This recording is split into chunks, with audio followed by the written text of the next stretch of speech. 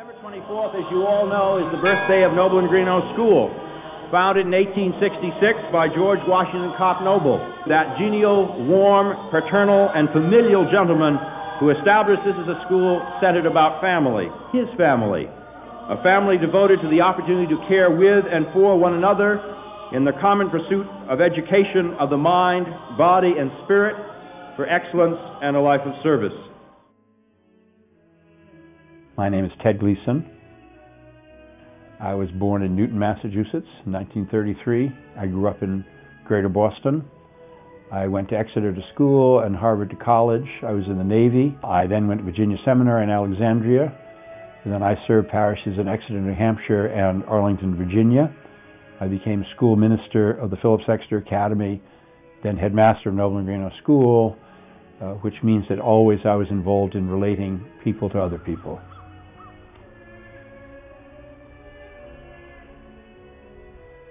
My initial contact with Noble and Greenough School was with Dave Taylor, who was chair of the board, Stan DeLand, who was chair of the search committee, Bob Lawrence, who, unbeknownst to me then, was to succeed Taylor as head of the board.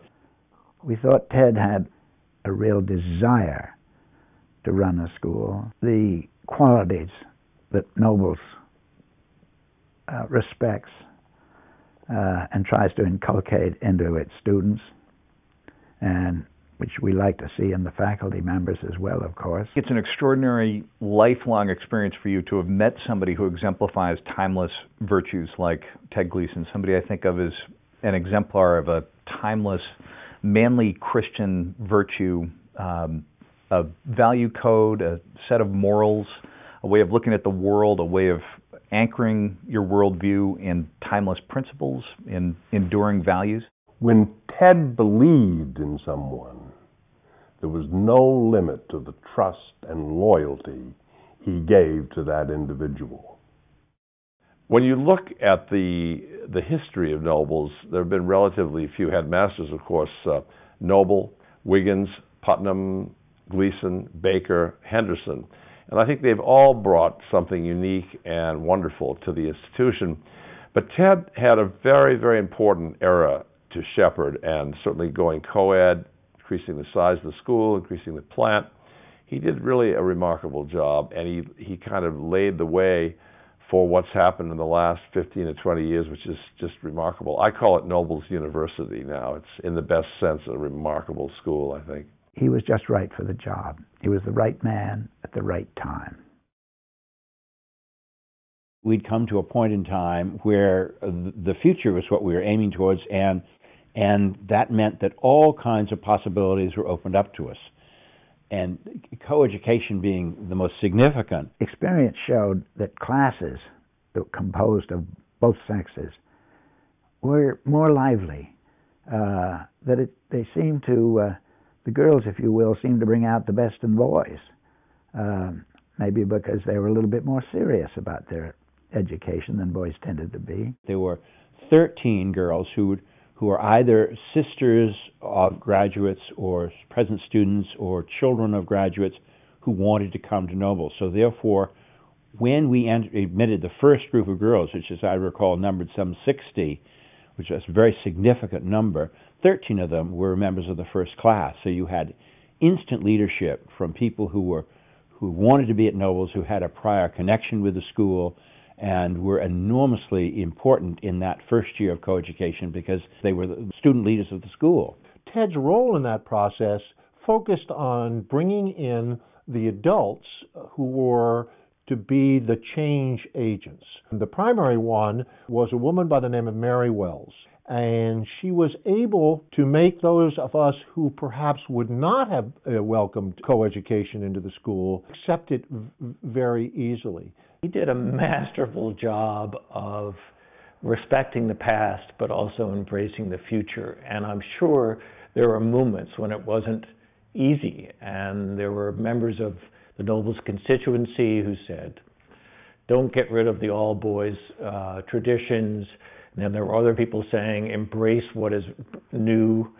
And he seemed to do it with great success. The first girls entered Noble and Greenough School in the fall of 1974. We became fully coeducated within 3 years. And the primary goal, one of the goals at that time, was to come to full parity. That is, that we would be a school that were 50% boys and 50% girls. At the same time that we were doing this, while we were a little ahead of a lot of schools, many other schools were coeducating. No school in my recollection came to full coeducation the way Noble and Greenough did. We were committed from the beginning that if we were going to coeducate, there was going to be nothing token about it. Also, the most symbolic, saying this school is willing to move forward and to change in dramatic and different ways. It was a very smooth and felicitous and happy transition. As a student who showed up, I felt there were programs to be in, there were teams to play on, groups to sing in, and your voice was really heard in the classroom. And I also clearly remembering that the boys enjoyed us being there. This was a fertile start which Noble so needed to move to where it is today. Early on, I decided that the most important thing was hiring members of the faculty. And I hired a very significant number over those period of years, and I certainly interviewed many more than that. For each position, I probably interviewed 4 or 5 different people. And it seemed important to me never to delegate that decision, to involve other people in it, but it was your decision. And as I look back on all those years, I'd say the most significant thing I did was I hired a lot of extremely good people. And I was looking for passion, would be one word. A person who was really rooted and grounded in something that he or she believed in intensely and wanted to communicate. Think about Joe Swayze and the Noblemen. Think about Bob Freeman and his art. Think about Kearns and Percival and what they did with the theater. Think about the teaching of Baker, Carey. And then you reflect on who some of these people were, the department chairmen that have evolved through time. Baker, who was the first person I hired to teach in English. Nickerson, who became chairman of the math department. Harrington became chairman of the Latin department. Skilko, chairman of the science department. And Bill Chamberlain, who I also hired very early, became the first head of under my headmastership of the lower school, and then went on to do all kinds of other things, including finishing up being business manager. It's a testimony to Ted that so many of them, years after he left the position as headmaster, are still at the school and nurturing students to this day. I did see that the qualities of teaching transcended the content, and I really was inspired by other teachers at school. They really were about making you successful as a student. Ted was asked for a recommendation, and in it he said, Brian enjoys my leadership style, which is for people to work with, not at the direction of one another. Looking back at the 16 years during which I was headmaster of Noble and Greenough School, 2 substantial and primary convictions. One was that this school was 105 years old and had a proud and long and important tradition. The other was that we'd come to a point in time where the future was what we were aiming towards, and that meant that all kinds of possibilities were opened up to us. That we would start to expand the music department, and we started offering a couple of music courses to the upper grades, classes 1 through 4. And I taught music theory, music appreciation. We started what we call the chamber course, which I believe is still going at Noble's. Of course, at all these times, the Nobleonians were going along, and then later the Greensleeves. Those were directed by other people. George Leighton Bridge had come to direct the art department. Art had always existed at Noble's for as long as I knew, but never with the strength and the stature that Leighton brought to it, and built a department person by person by person, adding Lisa Colt and then other people to work in ceramics and other media, and Bob Freeman as artist in residence. He was a working artist, and he truly was a artist in residence in that he did his art and he did Noble's, and that was a wonderful thing that Ted set up. First, most significant new change had to do with expansion of fine arts and the performing arts, drama. Ted hired Lake Bobbitt, and Lake did amazing things with theater at the school without getting any great change in the actual physical makeup, with the exception of the Lawrence Auditorium, which had to serve also as the school's primary theater venue. It was 1976, and we needed a really strong performing arts department, and I remember that search very well because I interviewed, I think, 53 different people, and it was when Michael Percival came, and really, within a very short period of time, Noble and Greenough School had really the best performing arts department in the greater Boston area.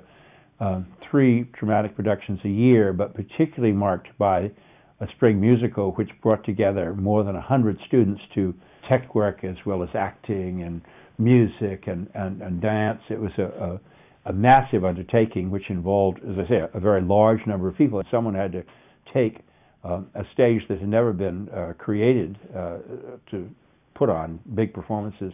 It was Peter Kearns who was in charge of tech theater, and Kearns was essential to making that all happen. And lots of people got involved at all levels in the spring musical, and you could do that and play a sport, and that was really embraced at that period of time. When I came to Noble and Greenough School, there was a newspaper which I thought was really kind of a pathetic excuse for a newspaper. It was not very good.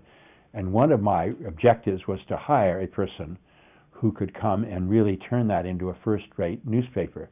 And I found that person in Joe Swayze, who came to teach photography, but had a considerable background in journalism. A Photo 1 course turned into a Photo 2 course, turned into a documentary photography course, and at the same time I got involved in the student newspaper, The Nobleman. For over 20 years or more, he guided that paper to, and it was all done by students, but he was in the background, into a level of really significant excellence, where they allow students to say what they really think. His advice to me was to make sure the students take it seriously and to be professional in their job. He wanted them to be good writers. He wanted them to examine the school the way he wanted the faculty to examine the school. Nobles has made a great contribution to the world around it, and it should be very proud of that contribution and should be steadfast in its desire to continue that contribution.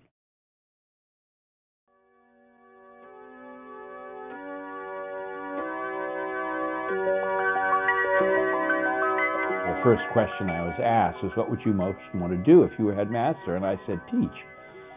And that proved to be exactly correct. That while I was headmaster, I suppose nothing I did I enjoy more. And I'm sure that both Dick Baker and Bob Henderson would agree with me.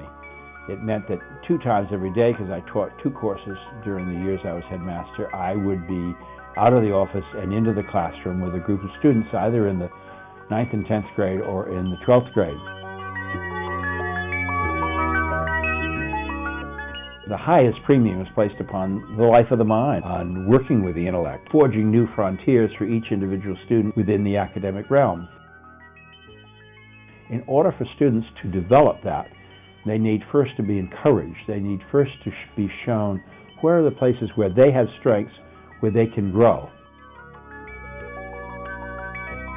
I don't believe school is a preparation. School is an entity in and of itself. It's where life is lived and where people grow and change and develop. Out of that comes a new opportunity.